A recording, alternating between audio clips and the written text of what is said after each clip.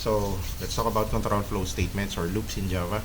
Now, by definition, a control flow statement allows code to be executed repeatedly based on a given Boolean condition.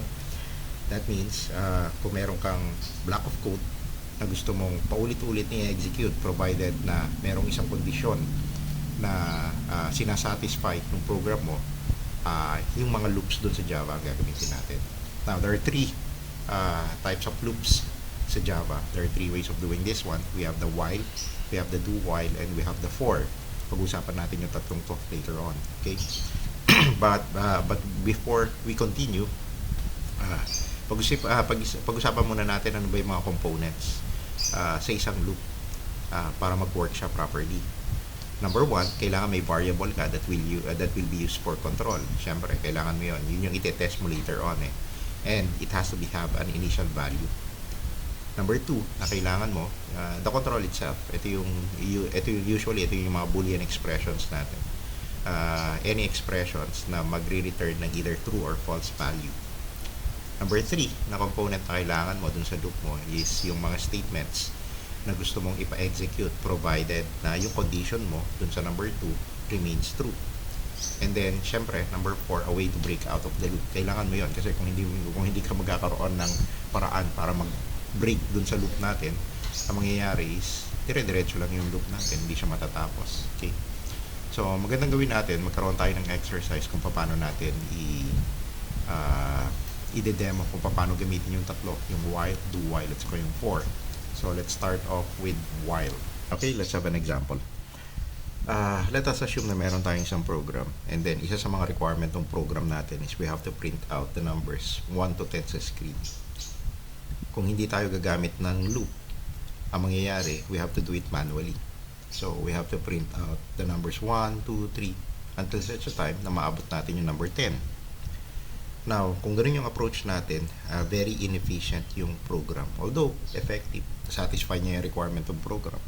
Pero inefficient siya. Kasi at the very least, you have 10 lines of codes para ma-satisfy mo lang yung requirement ng program. Hindi rin siya ganun ka-dynamic kasi pag nagbago bigla yung parameter ng program, so for example, instead of printing the numbers 1 to 10, piprint na natin 1 to 100. So, magdadagdag tayo ng 90 lines of codes para ma-satisfy natin, para makamit natin yung requirement ng program. If we're going to analyze yung requirement ng program, hindi naman siya ganun kahirap. So, we have to print 1 and then increment and then test dun sa limit. Kung ang limit is 10, so i-test natin siya. Kung less than or equal to 10 pa rin siya, print uli natin siya. Tapos increment na naman natin siya. So, meron tayong parang pattern na gagawin dun sa program na paulit-ulit natin gagawin until such a time na ma-reach natin yung limit. So, this is a good example kung saan natin pwedeng gamitin yung loops. So, let's start off with while. Okay, so I want you to turn your attention to lines 24 to 26. Ito yung syntax natin para sa while loop natin. So, first off, kailangan meron ka ng while keyword and then followed by the condition. Yung condition natin includes the parenthesis. Usually, yung condition is a Boolean expression. It returns either a true or false value. Kailangan mag-return ng true or false value yung condition natin kasi yun yung kailangan ng while. And then after that, meron tayong block. Yung block natin enclosed siya sa balance braces. Ito ngayon yung mga statements na gusto mong ipa-execute ng paulit-ulit provided that the condition remains true. Pag nag-false na siya, exit ka na dun sa block. Kung babalikan natin yung mga components dun sa loop natin, sabi natin, meron kang isang variable na gagamitin mo for control. And then, meron ka rin yung control. Usually, yun yung Boolean expression mo. Tapos yung statement mo na paulit-ulit mo ipapa-execute. Tapos may paraan ka daw para mag-breakout dun sa loop.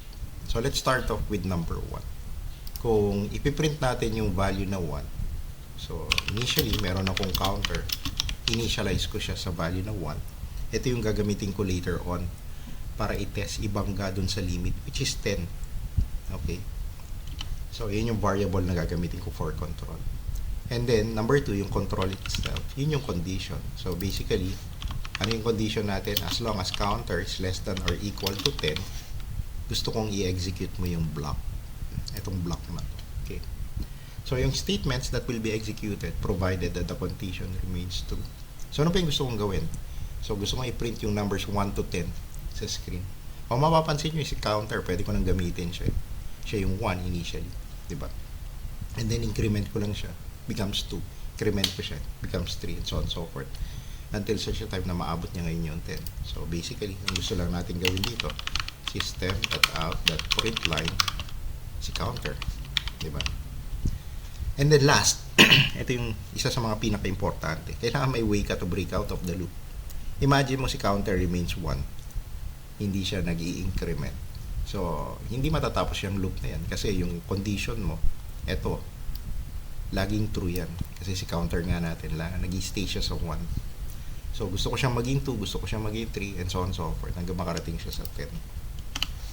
So, increment ko siya pa isa-isa. Counter plus. Compile natin yung program. Run natin siya. 1, 2, 3, 4, 5, 6, 7, 8, 9, 10. Palitan natin. Gusto natin i-print hanggang 100. Compile. Run. 1 to 100. Okay? Okay, so let's continue. Let's move on to do while loop. Focus your attention to lines 33 to 35. Ito yung syntax natin para sa do while loop. Meron tayong do keyword dito. Meron tayong while, yung condition, tapos yung block. Ito yun. Now, naka-comment out yung ginawa natin sa while kasi gusto kong magkaroon tayo ng comparison later on between while at saka do while. Same pa rin yung parameter ng program. Ang gusto natin mangyari, print out natin sa screen yung numbers 1 to 10. So, kung babalikan natin yung mga components ng isang loop, same pa rin sa do while, kailangan masatisfy ito. Meron kang variable na gagamitin mo for control, yung control itself mo, yung statements na paulit-ulit mong pinapa-execute, tapos may paraan ka na makapag-break out dun sa loop. So, using do while, mag-initialize tayo ng isang variable na gagamitin natin for control. Initial value is 1. Tapos, ang condition natin dito is that kailangan si counter is less than or equal to 10. Take note of the semicolon here. Kailangan may semicolon. Kasi isang buong statement tong do while. Ito yun. Okay? So, ang end niya, ang termination niya would be the semicolon as with any other statement sa Java. And then, ano yung statement na gusto natin ipagawa pa ulit-ulit sa kanya? System.out.println counter. And then, kailangan may paraan tayo para maka-exit tayo dito. Kaya natin ini-increment si counter ng paisa-isa. Para mag-false ako dito. Okay? So, if we're going to compile this one, and then run this one, piprint nyo yung 1, 2, 3, 4, 5, 6, 7, 8, 9, 10. Now, I want you to look at lines 23 to 30. Ito yan. Actually, yung 24 to 29 lang. Ayan. Ano yung kaibahan nitong dalawang to? Now, yung while kasi is precondition loop. Ibig sabihin, ite-test muna yung condition bago i-execute. So, may tendency na pag nag-false ako dito sa condition, hindi na i-execute yung block. Yung do while naman, this is a post-condition loop. Ibig sabihin, i-execute muna yung loop saka magte-test. In which case, at the very least, isang execution yung gagawin dun sa loop. So, test natin. For example, let's say, pareho, tanggalin ko yung comment out dito. And then, comment out natin yung while. Let's say, counter is equal to 1, and then, ang condition natin is counter is less than 0. So, obviously, magfo-false ako dito. So, if I'm going to compile this one, ang mangyayari, walang ipiprint. Kasi nga, magfo-false na ako dito. Okay. Now, tingnan naman natin doon sa, let me comment this out.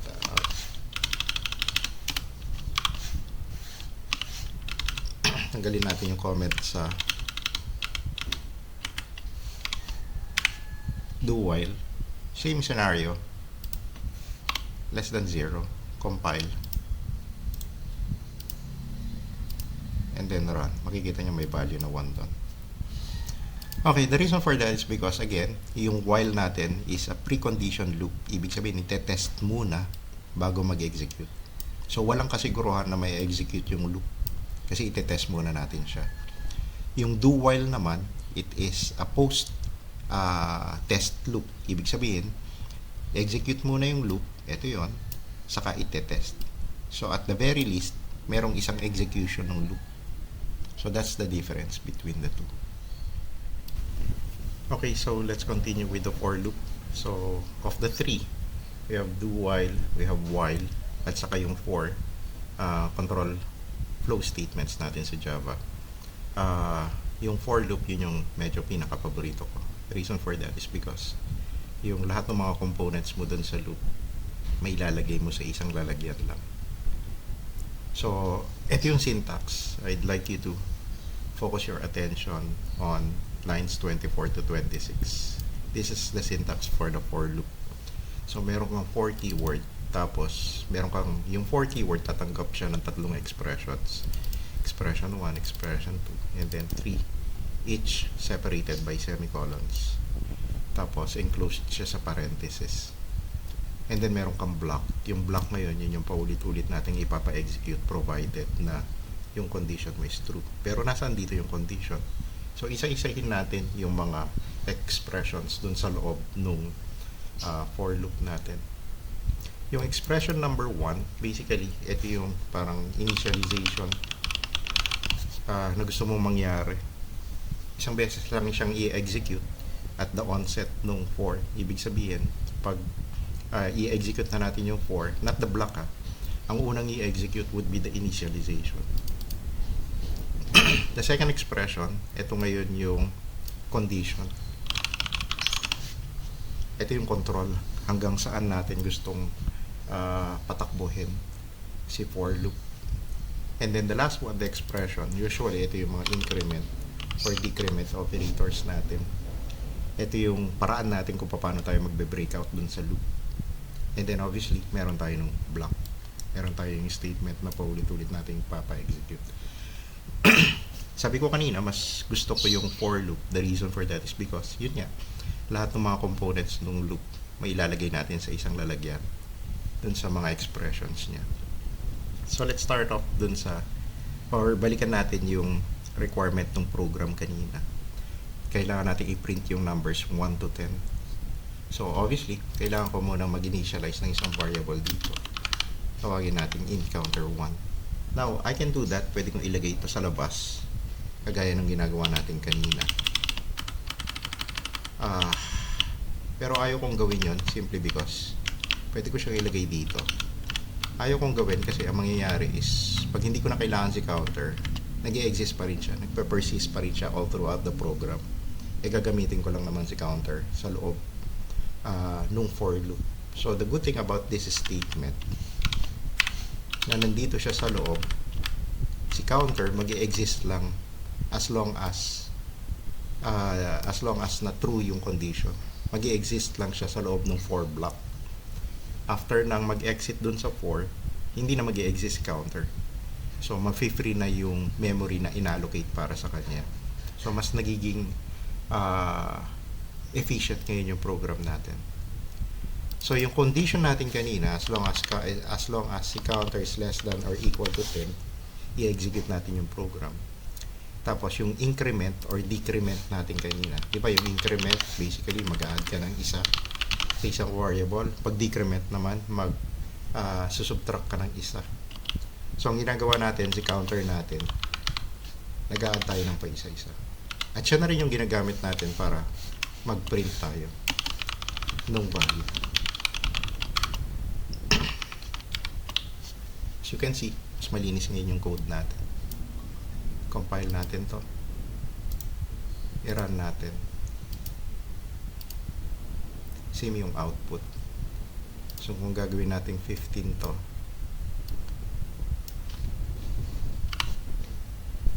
compile, run, piprint yung 15. So again, yung first expression, ito, isang beses lang i-execute at the onset of 4. And then after doing that, ite-test ngayon yung condition. If this is true, then i-execute yung nasa block.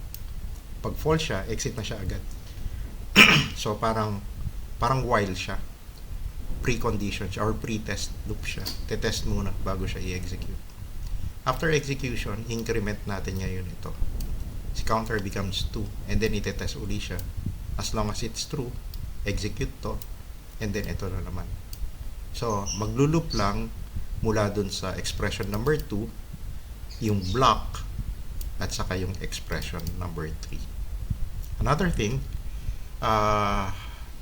lahat ng mga expressions na to ay optional. Ibig sabihin pwedeng wag ka maglagay. So pwede kong i-blanco yan, pwede kong i-blanco yan, pwede ko rin i-blanco yan. Pero obviously magkakaroon na ako ng